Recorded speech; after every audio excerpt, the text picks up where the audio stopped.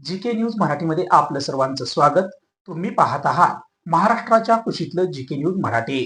आता बातमी आहे अचानक आग लागल्याने आगीने चांगलाच भडका घेतल्याची। पाहूया सविस्तर। आता बातमी आहे नांदेडच्या किणवटमधून। किणवट तालुक्यातील इस्लापूर येथील मुख्य मार्केट परिसरात रविवारी दिनांक 14 मध्यरात्री भीषण आग लागून 4 ते 5 दुकाने जळून खाक झाल्याची घटना घडली।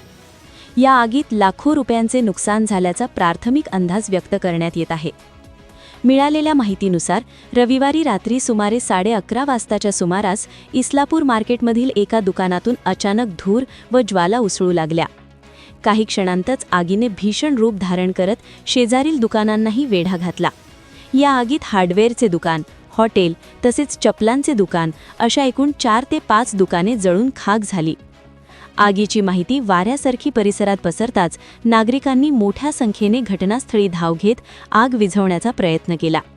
मात्र आगीची तीव्रता जास्त असल्याने आग आटोक्यात आणणे कठीण झाले। त्यामुळे काही काळ परिसरात भीतीचे वातावरण निर्माण झाले होते। या आगीत संबंधित दुकानदारांचे मोठे आर्थिक नुकसान झाले असून लाखो रुपयांची मालमत्ता जळून खाक झाली आहे।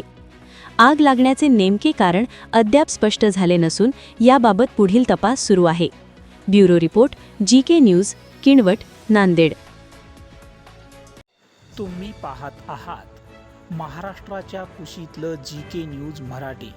सात जनतेची, भूमी महाराष्ट्राची।